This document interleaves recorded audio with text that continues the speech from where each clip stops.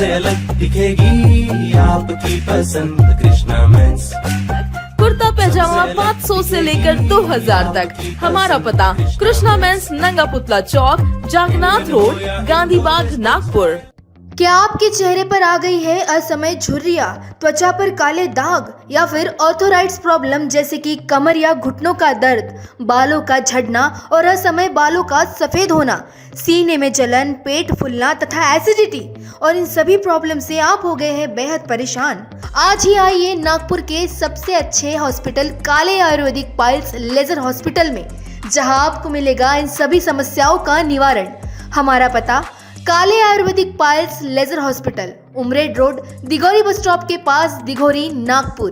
संपर्क करें 7558387070। आज राज्याच्या राजकारणात आरोप प्रत्यारोपांच्या फेरीत झाडल्या जात आहेत।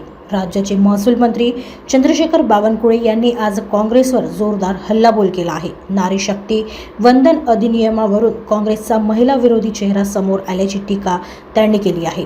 काँग्रेसने लोकसभेत नारी शक्ती वंदन अधिनियमाला विरोध करून आपल्या महिला विरोधी धोरणाचे दर्शन घडवले आहे, असा आरोप बावनकुळे यांनी केला।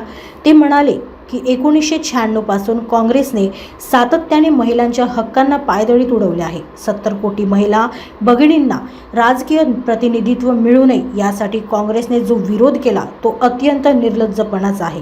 महिलांच्या अस्मितेशी खेळणाऱ्या काँग्रेसला देशातील आणि महाराष्ट्रातील जनता आगामी निवडणुकीत धडा शिकवल्याशिवाय राहणार नाही। काँग्रेसने केवळ महिला आरक्षणच नव्हे तर SC आणि OBC समाजाच्या हक्कांच्या वाढीलाही खीळ घातली आहे।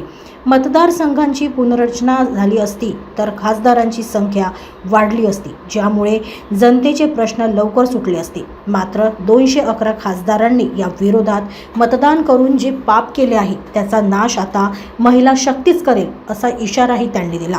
अमरावतीच्या परतवाडा प्रकरणावर बोलताना महसूल मंत्री बावनकुळे म्हणाले की या प्रकरणाचा तपास अत्यंत गांभीर्याने सुरू आहे। डिजिटल पुरावे आणि फॉरेन्सिक ऑडिटसाठी ॲडव्हान्स प्रणाली वापरली जात आहे। 7 मोबाईल जप्त करण्यात आले असून पोलिसांचा अंतिम अहवाल आल्याशिवाय यावर भाष्य करणे योग्य ठरणार नाही। तपास भरकटेल असे वक्तव्य कोणीही करू नये।